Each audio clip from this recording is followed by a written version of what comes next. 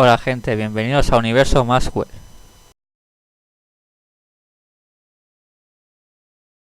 Hoy les hablaré del proyecto Libro Azul, o Blue Book, ya que recientemente se ha estrenado una serie con dicho nombre en la canal TNT España, porque en su idioma de origen de la serie, ya están los 10 primeros capítulos de la temporada en inglés. Esta serie la recomiendo. Viendo los 2 primeros capítulos de estreno, puedo decir que para mí está bien, entretenida e interesante, ya que trata temas reales de dicha investigación del proyecto Libro Azul. Claro está que gran parte de los sucesos es inventado, no es 100% real, ya que los nombres de los observantes se desconocen en estos informes, y cosas de la vida del doctor no creo que sea semejante a la realidad. Espero con ganas ver cómo son los próximos capítulos. Bueno, ahora explicaré qué es el proyecto Libro Azul. Para los que no sepan de qué va, este proyecto fue una serie de estudios sobre ovnis por parte de la Fuerza Aérea de los Estados Unidos, USAF. Fue el segundo renacimiento de este tipo de estudio, comenzado en 1952, y estuvo activo hasta diciembre de 1969. El objetivo del proyecto Libro Azul era determinar si los ovnis eran una amenaza potencial para la seguridad nacional. Se recogieron, analizaron y archivaron miles de informes ovni. Este ha sido el último proyecto de la USAF relacionado con ovnis que se haya hecho público hasta ahora. Según investigaciones, hacia finales de 1951, varios generales de alto rango muy influyentes de la USAF estaban tan descontentos con el estado de las investigaciones ovni de las fuerzas aéreas que desmantelaron el proyecto Grudge y lo sustituyeron por el proyecto Libro Azul a principios de 1952. Durante el tiempo que duró Libro Azul, finalizado en 1969, se recogieron 12.618 informes ovni, y al final se concluyó que la mayoría eran malinterpretaciones de fenómenos naturales, nubes, estrellas, etc., o aviones convencionales. Unos cuantos fueron considerados fraudes, 701 casos, aproximadamente un 6% fueron clasificados como inexplicables. Los informes fueron archivados y están disponibles bajo la Ley de Libertad de Información, pero los nombres de los testigos y otras informaciones personales han sido eliminados. El primer jefe del proyecto fue el capitán Edward J. Ruppelt. Siguiendo sus órdenes, se creó un estándar para relatar los fenómenos. Ruppelt acuñó oficialmente el término ovni, para sustituir a platillo volante, más sugestivo y poco exacto, que había sido usado hasta entonces. Dejó las fuerzas aéreas algunos años más tarde, y escribió el libro The Report on Unidentified Flying Objects, que describía el estudio de los ovnis por parte de la USAF entre 1947 y 1955. El astrónomo J. Allen, que era el consultor científico del proyecto, trabajó para el proyecto hasta su conclusión, y creó el concepto que hoy se conoce como encuentros cercanos. Era un gran escéptico cuando comenzó, pero dijo que su escepticismo se suavizó durante la investigación, después del análisis de unos informes ovni que parecían inexplicables. En julio de 1952, después de haber recabado durante los meses anteriores información sobre cientos de avistamientos, se produjeron una serie de observaciones visuales coincidiendo con detecciones por radar cerca del Aeropuerto Nacional de Washington D.C. Estas observaciones condujeron a la CIA a establecer un comité de científicos que incluía a varios físicos, meteorólogos, ingenieros, y un astrónomo, MEC, encabezados por el Dr. Horace P. Robertson, un físico del Instituto Tecnológico de California. El Comité Robertson se reunió por primera vez el 14 de enero de 1953. Ruppelt, MEC, y otros presentaron las mejores pruebas que habían sido recogidas por Libro Azul, incluyendo una filmación. Después de estar solo 12 horas, repasando 6 años de informaciones, el Comité Robertson concluyó que la mayor parte de los casos ovni tenían explicación racional, y que todos podrían ser explicados con una investigación más profunda, que consideraron que no valía la pena. Antes de ese proyecto existía el Grudge ya mencionado y otro proyecto llamado Signo en 1947, que fue impulsado por un general llamado Nathan Binning. Pero eso es otra historia. Siguiendo con el tema del proyecto Libro Azul, a finales de diciembre de 1951, Ruppelt se reunió con los miembros del Instituto Conmemorativo Battelle, un grupo de expertos establecido en Columbus, Ohio, cerca de la base aérea Wright-Patterson. Ruppelt pidió a estos expertos ayuda para poder investigar el asunto de un modo más científico. Así, El Instituto de Battelle fue quien creó el reportaje estandarizado. Comenzando a finales del marzo de 1952, el instituto comenzó a analizar los informes y la codificación de aproximadamente 30 de sus características en tarjetas de IBM para el análisis informático. El informe especial número 14 del proyecto Libro Azul era un análisis estadístico masivo de los casos analizados por Libro Azul hasta aquel momento, unos 3.200 cuando el informe quedó completado, en 1954. Incluso hoy sigue siendo el estudio ufológico más grande jamás emprendido. Battelle empleó a 4 analistas científicos, que procuraron clasificar los casos entre explicable, inexplicable, y una tercera categoría con información insuficiente. Los 2 primeros tipos se clasificaron a su vez en 4 categorías de calidad, de excelente a pobre. Por ejemplo, los casos considerados excelentes típicamente implicaban a testigos experimentados, como pilotos comerciales o personal militar entrenado, o múltiples testigos, corroborando las afirmaciones con pruebas, como detecciones de radar, fotografías u otro tipo de material tangible. Para que un caso pasara a ser considerado explicable, era necesario solo que 2 analistas por separado tuvieran que estar de acuerdo sobre la solución. Sin embargo, para que un caso fuera desconocido, se necesitaban 4 analistas que estuvieran de acuerdo. De este modo, el criterio para un inexplicable era bastante riguroso. Además, las observaciones fueron clasificadas mediante 6 características diferentes: color, número, duración de la observación, resplandor, forma y velocidad, y luego estas características fueron ajustadas a los casos explicables e inexplicables para ver si hubiera una diferencia estadística significativa. Los resultados principales del análisis estadístico eran: aproximadamente el 69% de los casos se encontraron explicables o identificables, un 9% carecía de información suficiente, el 22% se consideraron inexplicables, algo por debajo del valor inicial del 28% de los estudios de las fuerzas aéreas, pero todavía una fracción muy significativa. En la categoría de explicables, el 86% de los fenómenos eran debidos a aviones o globos, o tenían explicaciones astronómicas. Solo el 1,5% de todos los casos eran psicológicos o casos de chiflados. Una categoría mixta comprendía el 8% de todos los casos e incluía posibles fraudes. Cuanto más alta fuese la calidad del caso, más probabilidades tenía de ser clasificado como desconocido. El 35% de los casos excelentes fueron considerados desconocidos, mientras que solo lo fueron el 18% de los casos más pobres. Este era el resultado de la antítesis predicha por los escépticos, que por lo general argumentaban que los inexplicables eran casos de menor calidad, al implicar testigos no fiables, que podrían ser solucionados si se dispusiera de mejor información. En las 6 características estudiadas, los casos inexplicables se diferenciaron de los explicables en un nivel estadísticamente insignificante. En 5 de las 6 medidas, las probabilidades de que fuese explicable o inexplicable se diferenciaban por casualidad en un 1% o menos. Cuando las 6 características se consideraron juntas, la probabilidad de que coincidiera en uno u otro tipo era de menos de 1 entre 1000 millones. A pesar de esto, la conclusión del informe definitivo del Instituto Battelle declaró: era sumamente improbable que cualquiera de los informes de avistamientos de objetos no identificados represente acontecimientos tecnológicos fuera de la gama de conocimiento actual. Algunos investigadores posteriores, incluyendo al Dr. Bruce McCabe, quien repasó los datos en profundidad, han advertido que las conclusiones de los analistas estaban por lo general en desacuerdo con sus propios resultados estadísticos, mostrados en 240 dibujos,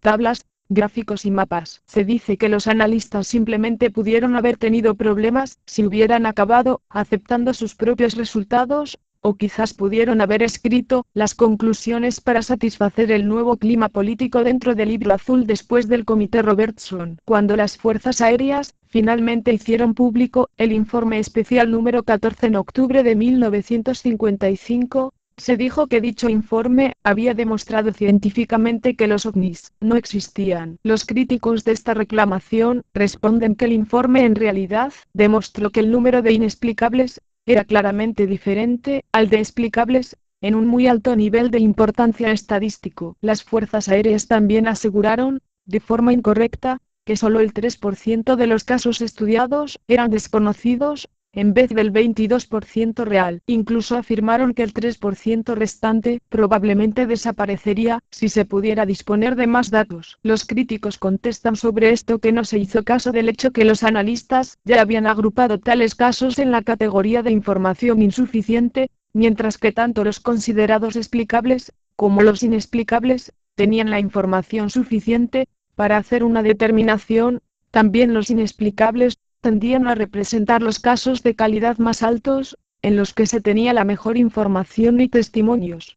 Con la conclusión final oficial del proyecto, no gustó a muchos no solo porque pasaran del análisis y sugiriendo que casi todo eran invenciones o malinterpretaciones de los testigos, como que casi todo eran aviones, globos meteorológicos, estrellas entre otras cosas, sino que, piensan, que el proyecto Libro Azul trabajó de una forma muy cuestionable, o peor aún, fue una simple tapadera. Ahora os contaré la crítica de Dweck. Después de lo que él describió como un comienzo prometedor para la investigación, Dweck estaba cada vez más desencantado con Libro Azul durante su participación en el proyecto, lanzando acusaciones de indiferencia, de incompetencia y de investigación mal hecha por parte del personal de las Fuerzas Aéreas. Dweck escribió que durante la permanencia del comandante de las Fuerzas Aéreas Héctor Quintanilla como director del Libro Azul, la bandera de las tonterías y el sinsentido ondulaba en el punto más alto de su mástil. Dweck divulgó que el sargento David Moody,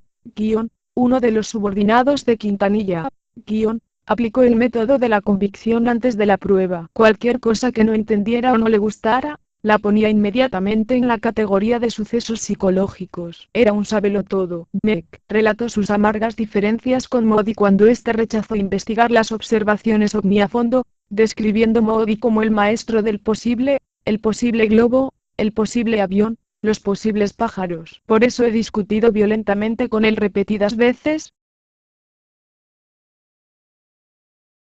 Ahora os contaré algunos casos ocurridos en esas fechas, y mencionados en dicho libro.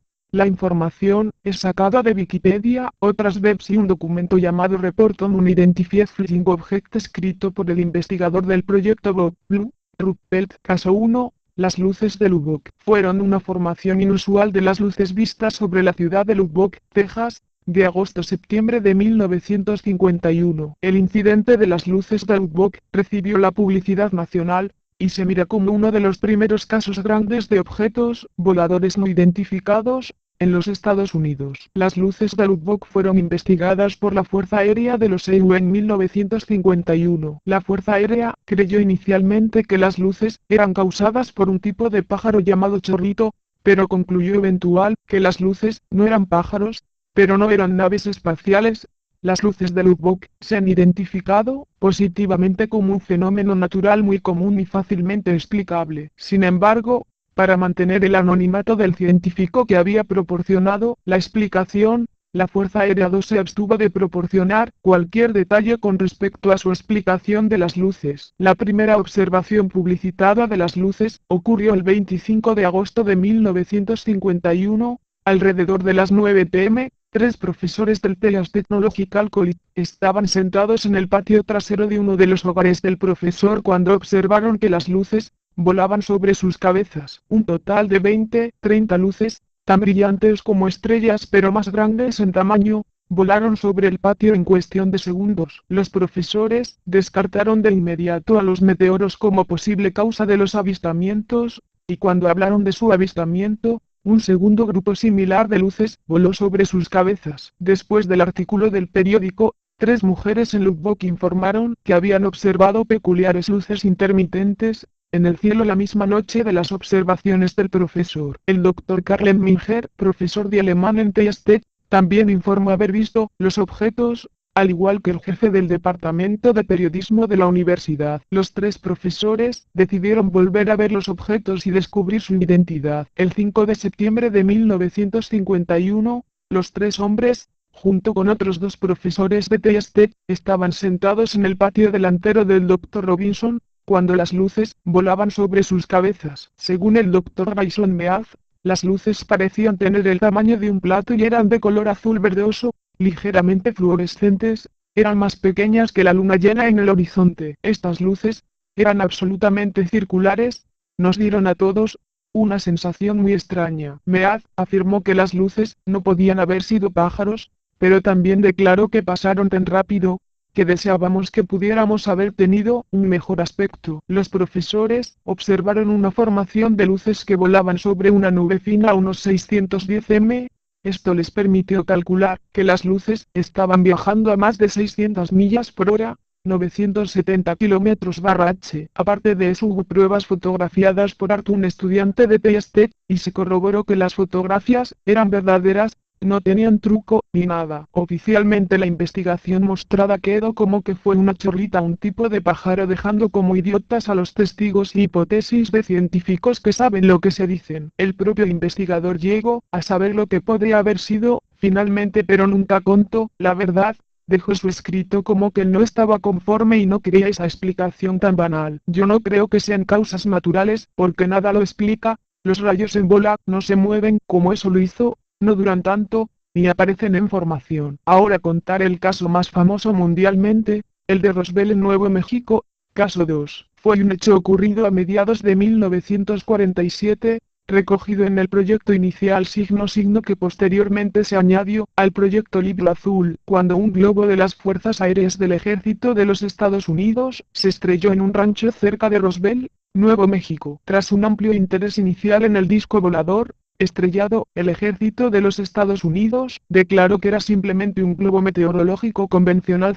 Posteriormente, el interés se desvaneció hasta finales de la década de 1970, cuando los ufólogos comenzaron a promover una variedad de teorías de conspiración cada vez más elaboradas, afirmando que una o más naves espaciales extraterrestres habían aterrizado y que el ejército había recuperado a los alienígenas. Concretando, el 2 de julio de 1947, Mac Brazel, un granjero de Nuevo México, descubre unos restos dispersos por su rancho cerca de Corona, Nuevo México. Se lo comunica al sheriff el 5 de julio, según lo describió Mac Brazel, al Roswell Daily Record en su edición del 8 de julio. Ramey era general de brigada en la base militar de Fort Worth, Texas, y se desplazó, a petición de Brazel, para ver los restos, que identificó inmediatamente como un globo meteorológico. Después la prensa fotografió los restos. En otro artículo se relata cómo Batios, Brazel y su hijo encontraron el material el 2 de julio, que estaba formado principalmente por tiras de goma,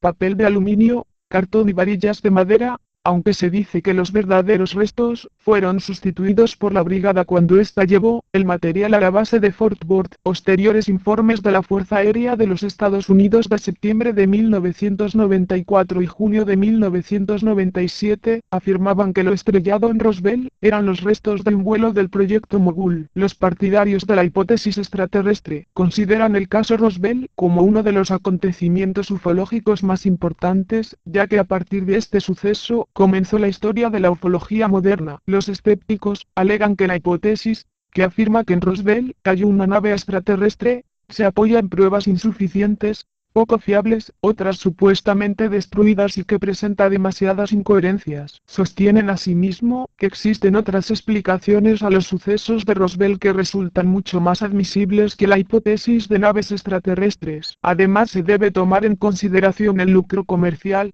a través de la venta de libros, entrevistas, que obtienen varios de los principales involucrados que apoyan la hipótesis extraterrestre. Las descripciones de testigos, análisis realizados por personas que participaron en el diseño de los globos del proyecto Mogul, y sobre todo los informes desclasificados de la Fuerza Aérea de los Estados Unidos en los años 90, apuntan según los escépticos a que lo estrellado en Roswell fue el vuelo número 4 del proyecto Mogul, y que la necesidad de mantener el secreto de dicho proyecto provocó el supuesto incidente ufológico. El gobierno de los Estados Unidos sabe que los extraterrestres han visitado nuestro planeta desde al menos 1947, pero todavía no lo admiten, e incluso algunos grupos postulan que habría una conspiración del ocultamiento extraterrestre. El gobierno estadounidense está actualmente en posesión de tecnología alienígena. Se dijo que había cuerpos alienígenas que les hicieron la autopsia, pero eso se confirmó que era fake. Las fotografías publicadas,